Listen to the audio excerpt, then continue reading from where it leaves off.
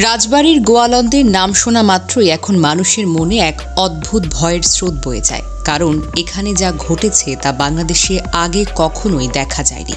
একজন মৃত মানুষকে কবর থেকে টেনে তুলে প্রকাশ্যে আগুনে পুড়িয়ে ফেলা হলো। মানুষ উল্লাস করলো, লাশের চিতায় উড়ল ধোঁয়া। ইতিহাসে প্রথমবার এমন অমানবিক দৃশ্য দেখল গোটা দেশ। নূরা পাগলা চলে গেছেন, কিন্তু তার উত্তরসূরিরা থেমে নেই। তার ছেলে নূরতাজ নোবা এখনও সক্রিয়, আর তার চারপাশে ঘুরছে একদল নারী পুরুষ, সবাই সাদা কাপড়ে ঢাকা। তাদের দলবদ্ধ চলাফেরা যেন এক ভূতের কাহিনী। তারা গ্রামে গ্রামে যায়, গান গায়, শান্তির কথা বলে, কিন্তু আসল টার্গেট নারী, বিশেষ করে তরুণী বা সুন্দরী মেয়েরা। গ্রামের মানুষের গোপন ভয়। গ্রামের মানুষ বলে তারা হঠাৎ বাড়িতে আসে দরিদ্র পরিবারের খোঁজে, টাকা পয়সার প্রলোভন দেখায়, চাকরির প্রতিশ্রুতি দেয়, তারপর মেয়ে বা ছেলেকে ভিন্ন পথে নিয়ে যায়। একজন মা কাঁদতে কাঁদতে বললেন, রমজানে আমার মেয়েকে তারা মাইক্রোবাসে তুলে নিয়ে গেল। এখন সে নিজেই পরিবারকে চেনে না, খ্রিস্টান হয়ে গেছে।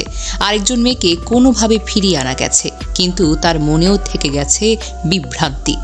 তাদের কৌশলটা খুব সহজ। প্রথমে বলে আমরা হলাম আল্লাহর বান্দা, পরে বলে আমরা ঈসা নবীর উম্মত, তারপর রবিবার প্রার্থনায় নিয়ে যায়, শেষমেশ বলে খ্রিস্ট ধর্মই হলো মুক্তি। তাদের পেছনে আছে অর্থ, আছে মিশনারি নেটওয়ার্ক, আর আছে সাদা কাপড়ের ভুতুরে আড়াল। নূরতাজ নোভা হলো নুরাল পাগলার বড় ছেলে। তিনি ঢাকায় বসে কার্যক্রম চালাচ্ছেন। বাবার নামে গড়া দরবার শরীফকে ব্যবহার করে সাধারণ মানুষকে ভক্ত বানানো হতো, পরে তাদের খ্রিস্ট ধর্মে টেনে নেওয়া হতো।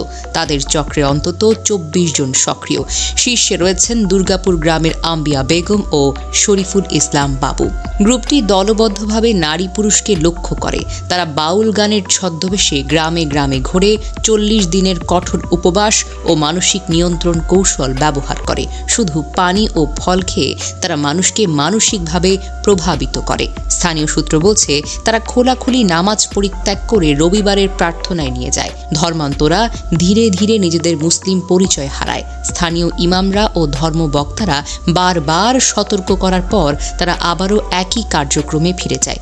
এটি শুধু এক পরিবারের বা এক সম্প্রদায়ের সমস্যা নয়, এটা পুরো দেশের জন্য সতর্কবার্তা।